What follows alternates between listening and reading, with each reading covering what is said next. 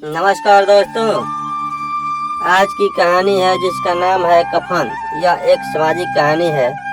मुझे आशा है ये कहानी आपको पसंद आएगी, इसलिए कहानी को पूरा सुनिएगा और चैनल पर नए हैं तो चैनल को सब्सक्राइब कर दीजिएगा। कफन प्रेमचंद रचित एक कहानी है। झोंपड़े के द्वार पर बाप और बेटा दोनों एक बुझे हुए अलाव के सामने चुपचाप बैठे हुए थे और अंदर बेटे की जवान बीबी बुधिया प्रसव वेदना से में पछाड़ खा रही थी। रह रह कर उसके मुंह से ऐसी दिल हिला देने वाली आवाज निकलती थी कि दोनों कलेजा थाम लेते थे। जाड़ों की रात थी, प्रकृति सन्नाटे में डूबी हुई, सारा गांव अंधकार में लय हो गया था। यीशु ने कहा, मालूम होता है बचेगी नहीं। सारा दिन दौड़ते हो गया, जब देखो तो माधव चिढ़कर बोला, मरना ही है तो जल्दी मर क्यों नहीं जाती, देखकर क्या करूं। तो बड़ा बेदर्द है रे, साल भर जिसके साथ सुख चैन से रहा उसी के साथ इतनी बेवफाई। तो मुझसे तो उसका तड़पना और हाथ पांव पटकना नहीं देखा जाता। चमारों का कुनबा था और सारे गांव में बदनाम। यीशु एक दिन काम करता तो 3 दिन आराम करता। माधव इतना कामचोर था कि आधे घंटे काम करता तो घंटे भर चिलम पीता। इसलिए उन्हें कहीं मजदूरी नहीं मिलती थी। घर में मुट्ठी भर भी अनाज मौजूद हो तो उनके लिए काम करने की कसम थी। जब 2-4 फाके हो जाते तो घीसू पेड़ पर चढ़कर लकड़ियाँ तोड़ लाता और माधव बाजार से बेच लाता। और जब तक वह पैसे रहते दोनों इधर उधर मारे फिरते। गांव में काम की कमी न थी। किसानों का गांव था, मेहनती आदमी के लिए 50 काम थे, मगर इन दोनों को उसी वक्त बुलाते जब 2 आदमियों से एक का काम पाकर भी संतोष कर लेने के सिवा और कोई चारा न होता। अगर दोनों साधु होते तो उन्हें संतोष और धर्म के लिए संयम और नियम की बिल्कुल जरूरत न होती। यह तो इनकी प्रकृति थी। विचित्र जीवन था इनका। घर में मिट्टी के 2-4 बर्तन के सिवा कोई संपत्ति नहीं। फटे चित्रों से अपनी नग्नता को ढांके हुए जिए जाते थे। संसार की चिंताओं से मुक्त, कर्ज से लदे हुए, गालियां भी खाते, मार भी खाते, मगर कोई गम नहीं। दिन इतने की वसूली की बिल्कुल आशा न रहने पर भी लोग इन्हें कुछ न कुछ कर्ज दे देते थे। मटर आलू की फसल में दूसरों के खेतों से मटर या आलू उखा लाते और भून भान कर खा लेते, या 10-5 उखा लाते और रात को चूसते। यीशु ने इसी आकाश वृत्ति से 60 साल की उम्र काट दी और माधव भी सपूत बेटे की तरफ बाप ही के पद चिन्हों पर चल रहा था, बल्कि उसका नाम और भी उजागर कर रहा था। इस वक्त ही दोनों अलाव के सामने बैठकर आलू भून रहे थे, जो कि किसी खेत से खोद लाए थे। यीशु की स्त्री का तो बहुत दिन हुए देहांत हो गया था। माधव का ब्याह पिछले साल हुआ था। जब से यह औरत आई थी उसने इस खानदान में व्यवस्था की नींव डाली थी और इन दोनों बेगरतों का दोजख करती रहती थी। जब से वह आई यह दोनों और भी आलसी और आराम तलब हो गए थे, बल्कि कुछ अकड़ने भी लगे थे। कोई कार्य करने को बुलाता तो निर्व्याज भाव से दुगुनी मजदूरी मांगते। वही औरत आज प्रसव वेदना से मर रही थी और यह दोनों इसी इंतजार में थे कि वह मर जाए, आराम से सोए। यीशु ने आलू निकालकर छीलते हुए कहा, जाकर देख तू क्या दशा है उसकी। चुड़ैल का फिसाद होगा और क्या, यहाँ तो ओझा भी 1 रुपया मांगता है। माधव को भय था कि वह कोठरी में गया तो घीसू आलूओं का बड़ा भाग साफ कर देगा। बोला, मुझे वहाँ जाते डर लगता है। डर किस बात का है? मैं तो यहाँ हूँ ही, तो तुम ही जाकर देखो ना। मेरी औरत जब मरी थी तो मैं 3 दिन तक उसके पास से हिला तक नहीं था। और फिर मुझसे लजाएगी कि नहीं? जिसका कभी मुंह नहीं देखा आज उसका उगड़ा हुआ बदन देखूं, उसे तन की सूझ भी तो न होगी। मुझे देख लेगी तो खुलकर हाथ पांव भी न पटक सकेगी। मैं सोचता हूँ कोई बाल बच्चा हो गया तो क्या होगा? सोंठ गुड़ तेल कुछ भी तो नहीं है घर में। सब कुछ आ जाएगा भगवान दे तो। जो लोग अभी तक पैसा नहीं दे रहे हैं वही कल बुलाकर रुपये देंगे। मेरे 9 लड़के हुए, घर में कभी कुछ न था, मगर भगवान ने किसी न किसी तरह बेड़ा पार ही लगाया। जिस समाज में रात दिन मेहनत करने वालों की हालत उनकी हालत से कुछ बहुत अच्छी न थी, और किसानों के मुकाबले में वे लोग जो किसानों की दुर्बलताओं से लाभ उठाना जानते थे कहीं ज्यादा संपन्न थे, वहाँ इस तरह की मनोवृत्ति का पैदा हो जाना कोई अचरज की बात न थी। हम तो कहेंगे घिसू किसानों से कहीं ज्यादा विचारवान था, और किसानों के विचार या समूह में शामिल होने के बदले बैठकबाज की कुश्ती मंडली में जा मिला था। हाँ, उसमें यह शक्ति न थी कि बैठकबाजों के नियम और नीति का पालन करता। इसलिए जहाँ उसकी मंडली के और लोग गांव के सरगना और मुखिया बने हुए थे, उस पर सारा गांव ऊँगली उठाता था। फिर भी उसे यह तस्कीन तो थी ही कि अगर वह फटेहाल है तो कम से कम उसे किसानों किसी जितोड़ मेहनत तो नहीं करनी पड़ती, और उसकी सरलता और निर्दयता से दूसरे लोग बेजा फायदा तो नहीं उठाते। दोनों आलू निकाल कर जलते जलते खाने लगे। कल से कुछ नहीं खाया था, इतना सब्र न था कि ठंडा हो जाने दे। कई बार दोनों की जबानें जल गई। छिल जाने पर आलू का बाहरी हिस्सा जबान, हलक और तालू को जला देता था, और उस अंगारे को मुंह में रखने से ज्यादा खैरियत इसी में थी कि वह अंदर पहुंच जाए। वहाँ उसे ठंडा करने के लिए काफी सामान थे, इसलिए दोनों जल्द निकल जाते। हालांकि इस कोशिश में उनकी आंखों से आंसू निकल आते। घिसू को उस वक्त ठाकुर की बारात याद आई, जिससे 20 साल पहले वह गया था। उस दावत में उसे जो तृप्ति मिली थी वह उसके जीवन में एक याद रखने लायक बात थी, और आज भी उसकी याद ताजी थी। बोला वह भोज नहीं भूलता। तब से फिर उस तरह का खाना और भर पेट नहीं मिला। लड़के वालों ने सबको भर पेट पूड़ियाँ खिलाई थी।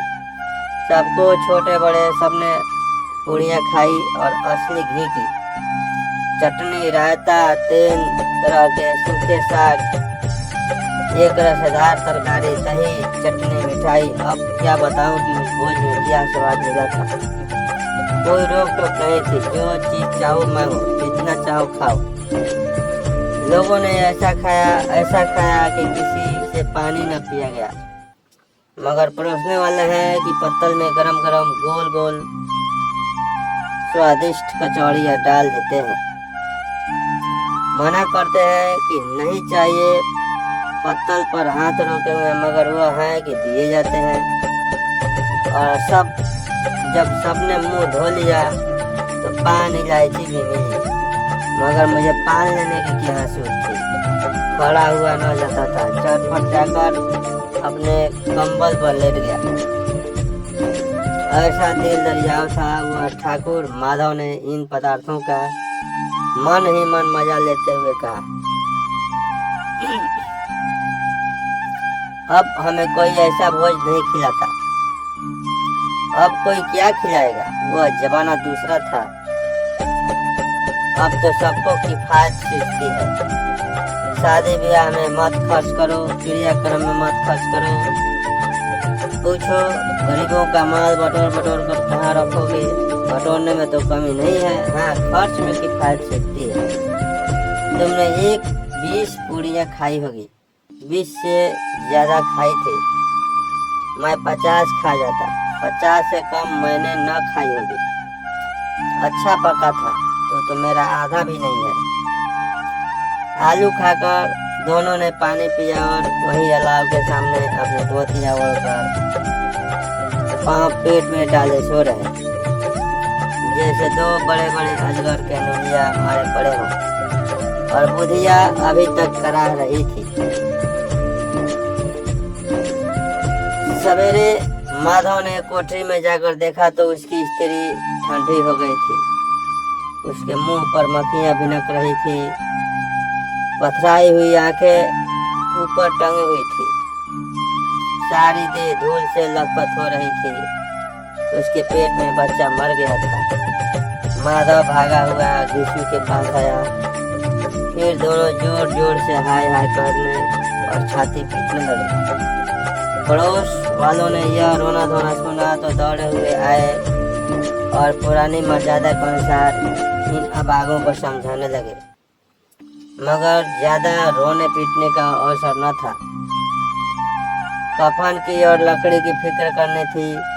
घर में तो पैसा इस तरह गायब था जैसे चील के घोंसले में मांस। बाप बेटे रोते हुए गांव के जमींदार के पास गए। वह इन दोनों की सूरत से नफरत करते थे। कई बार इन्हें अपने हाथों से पीट चुके थे। चोरी करने के लिए वादे और काम पर न आने के लिए पूछा, क्या है बे घिसुआ, रोता क्यों है? अब तो तू कहीं दिखलाई भी नहीं देता, मालूम होता है इस गांव में रहना ही नहीं चाहता।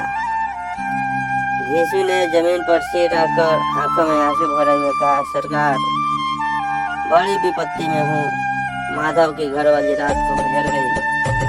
रात भर तड़पती रही सरकार, हम दोनों उसके सिरहाने बैठे रहे। दवा दारू जो कुछ हो सका सब कुछ किया। मुद्दा हुआ हमें दगा दे गई। अब कोई एक रोटी देने वाला भी न रहा मालिक। तबाह हो गए, घर उजड़ गया। आपका गुलाम हूँ। अब आपके सिवा उसकी मिट्टी पार लगाएगा कौन? उसकी मिट्टी पार लगाएगा? हमारे हाथ में जो कुछ था वह सब तो दवा दारू में उठ गया। सरकार की ही दया होगी तो उसकी मिट्टी उठेगी।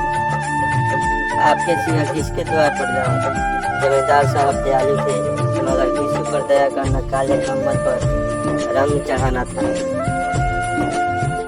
जी में तो आया कह दे चल दूर हो यहाँ से, यूं तो बुलाने से भी नहीं आता। आज जब गरज पड़ी तो आकर खुशामद कर रहा है, हरामखोर कहीं का बदमाश। लेकिन यह क्रोध या दंड देने का अवसर न था। जी में कूदते हुए 2 रुपये निकाल कर फेंक दिए, मगर शैताना का एक शब्द भी मुंह से न निकाला। उसकी तरफ ताका तक नहीं, जैसे सिर का बोझ उतारा हो। जब जमींदार साहब ने 2 रुपये दिए तो गांव के बनिए महाजनों को इनकार का साहस कैसे होता।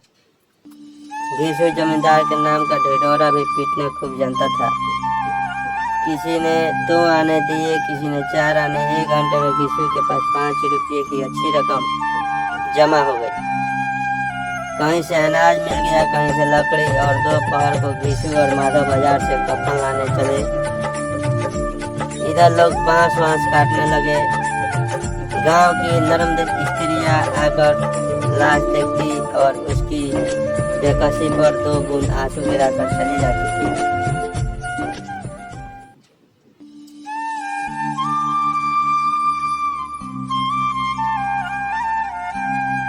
बाजार में पहुंचकर घिसू बोला, लकड़ी उसे जलाने भर को मिल गई है। क्यों माधव? माधव बोला, हाँ लकड़ी तो बहुत है, अब कफन चाहिए। तो चलो कोई हल्का सा कफन ले ले। हाँ और क्या, लाश उठते उठते रात हो जाएगी। रात को कफन कौन देखता है? कैसा बुरा रिवाज है कि जीते जी तन ढकने को चिथरा भी न मिले, उसे मरने पर नया कफन चाहिए। कफन लाश के साथ जल ही तो जाता है, और क्या रखा रहता है। यही 5 रुपये पहले मिलते तो कुछ दवा दारू कर लेते। दोनों एक दूसरे के मन की बात टाल रहे थे। बाजार में इधर उधर घूमते रहे। कभी इस बाजार की दुकान पर गए, कभी उस दुकान पर। तरह तरह के कपड़े, रेशमी और सूती देखे, मगर कुछ जचा नहीं। यहाँ तक कि शाम हो गई, जब दोनों न जाने किस दबी बढ़िया से एक मधुशाला के सामने जा पहुंचे, और जैसे किसी पूर्व निश्चित व्यवस्था से अंदर चले गए। वहाँ जरा देर तक दोनों असमंजस में खड़े रहे। फिर घुसू ने गद्दी के सामने जाकर कहा, साहू जी, एक बोतल हमें भी देना। उसके बाद कुछ चिकौना लाया, तली मछली आई, और दोनों बरामदे में बैठकर शांतिपूर्वक पीने लगे। कई पूंजिया तबड़तोड़ पीने के बाद दोनों सरूर में आ गए। घीसू बोला, कफन लगाने से क्या मिलता, आखिर जल ही तो जाता, कुछ बहू के साथ तो न जाता। माधव आसमान की तरफ देखकर बोला, मानो देवताओं को अपनी निष्पापता का साक्षी बना रहा हो। दुनिया का दस्तूर है, नहीं लोग बामनों को हजारों रुपए क्यों दे देते। बामनों को कौन देखता है लोग में मिलता है या नहीं। बड़े आदमियों के पास धन है, फूके, हमारे पास फूकने को क्या है। लेकिन लोगों को जवाब क्या दोगे। लोग पूछेंगे, नहीं कफन कहाँ है। घीसू हंसा, अबे कह देंगे कि रुपये कमर से खिसक गए, बहुत ढूंढा मिले नहीं। लोगों को विश्वास न आएगा, लेकिन फिर वही रुपये देंगे। माधव भी हंसा। इस अनपेक्षित सौभाग्य पर बोला, बड़ी अच्छी थी बेचारी, मरी तो खूब खिला पिला कर, आधी बोतल से ज्यादा उड़ गई। यीशु ने 2 सेर पूड़ियाँ मंगाई, चटनी, अचार, कलेजिया। शराब खाने के सामने ही दुकान थी। माधव लपक कर 2 पतलों में सारे सामान ले आया। पूरा 1.5 रुपया खर्च हो गया। सिर्फ थोड़े से पैसे बच रहे थे। दोनों इस वक्त इस शान में बैठे पुड़िया खा रहे थे, जैसे जंगल में कोई शेर अपना शिकार उड़ा रहा हो। न जवाबदेही का खौफ था, न बदनामी की फिक्र। इन सब भावनाओं को उन्होंने बहुत पहले ही जीत लिया था। यीशु दार्शनिक भाव से बोला, हमारी आत्मा प्रसन्न हो रही है तो क्या उसे पुण्य न होगा।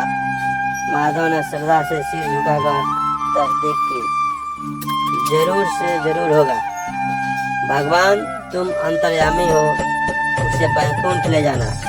हम दोनों हृदय से आशीर्वाद दे रहे हैं। आज जो भोजन मिला हुआ कभी उम्र भर न मिला था। एक क्षण के बाद माधव के मन में एक शंका जागी। बोला, क्यों दादा, हम लोग भी एक न एक दिन वहाँ जाएंगे ही। यीशु ने इस भोले भाले सवाल का कुछ उत्तर न दिया। वह परलोक की बातें सोचकर इस आनंद में बाधा न डालना चाहता था। जो वह हम लोगों से पूछे कि तुमने हमें कफन क्यों नहीं दिया, तो क्या कहोगे। कहेंगे तुम्हारा शेष। पूछेगी तो जरूर, तो कैसे जानता है कि उसे कफन न मिलेगा।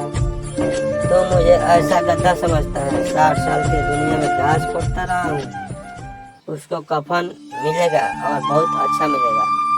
माधव को विश्वास न आया। बोला, कौन देगा, रुपये तो तुमने चट कर दिए। वह तो मुझसे पूछे कि उसकी मांग में तो सिंदूर मैंने डाला था। कौन देगा, बताते क्यों नहीं। वही लोग देंगे जिन्होंने आपकी दिया है। हाँ, आपके रुपये हमारे हाथ न आएंगे। जो अंधेरा बढ़ता था और सितारों की चमक तेज होती थी, मधुशाला की रौनक भी बढ़ती जाती थी। कोई गाता था, कोई ढींग मारता था, कोई अपने संगी के गले लिपटा जाता था, कोई अपने दोस्त के मुंह में कूलर लगाए देता था। वहाँ के वातावरण में सुरूर था, हवा में नशा। कितने तो यहाँ आकर एक उल्लू में मस्त हो जाते थे। शराब से ज्यादा यहाँ उनकी हवा पर नशा करती थी, यहाँ की हवा नशा करती थी। जीवन की बाधाएं यहाँ खींच लाती थी और कुछ देर के लिए यह भूल जाते थे कि वे जीते हैं या मरते हैं, या न जीते हैं या मरते हैं। और यह दोनों बाप बेटे अब भी मजे ले लेकर चुस्कियाँ ले रहे थे। सबकी निगाहें इनकी ओर जमी हुई थी। दोनों कितने भाग्य के बली हैं। पूरी बोतल बीच में है। भर पेट खाकर माधव ने बची हुई पूरियों का बोतल उठाकर एक भिखारी को दे दिया, जो खड़ा इनकी ओर भूखी आंखों से देख रहा था। और देने के गौरव, आनंद और उल्लास का अपने जीवन में पहली बार अनुभव किया। यीशु ने कहा, ले जा, खूब खा और आशीर्वाद दे। जिसकी कमाई है वह तो मर गई, मगर तेरा आशीर्वाद उसे जरूर पहुंचेगा। रोए रोए से आशीर्वाद दो, बड़ी गाड़ी कमाई के पैसे हैं। माधव ने फिर आसमान की तरफ देखकर कहा, वह बैकुंठ में जाएगी दादा, बैकुंठ की रानी बनेगी। यीशु खड़ा हो गया और जैसे उल्लास की लहरों में तैरता हुआ बोला, हाँ बेटा, बैकुंठ में जाएगी। किसी को सताया नहीं, किसी को दबाया नहीं। मरते मरते हमारी जिंदगी की सबसे बड़ी लालसा पूरी कर गई। वह न बैकुंठ जाएगी तो क्या ये मोटे मोटे लोग जाएंगे जो गरीबों को दोनों हाथों से लूटते हैं और अपने पाप को धोने के लिए गंगा में नहाते हैं और मंदिरों में जल चढ़ाते हैं। श्रद्धालुता का यह रंग तुरंत ही बदल गया और स्थिरता नशे की खासियत है। दुख और निराशा का दौर हुआ। माधव बोला, मगर दादा, बेचारी ने जिंदगी में बड़ा दुख होगा, इतना दुख झेल कर मरी। वह आंखों पर हाथ रखकर रोने लगा, चीखे मार मार कर। यीशु ने समझाया, क्यों रोता है बेटा, खुश हो कि वह माया जाल से मुक्त हो गई, जंजाल से छूट गई। बड़ी भाग्यवान थी तो इतनी जल्द माया मोह के बंधन तोड़ दिए। और दोनों खड़े होकर गाने लगे, ठगनी क्यों नैना झमकावे, ठगनी क्यों नैना झमकावे।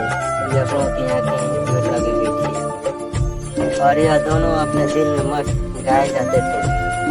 फिर दोनों नाचने लगे, उछले भी, कूदे भी, गिरे भी, मटके भी, भाव भी बजाए, अभिनय भी किए और आखिर नशे में मदमस्त होकर वहीं गिर पड़े।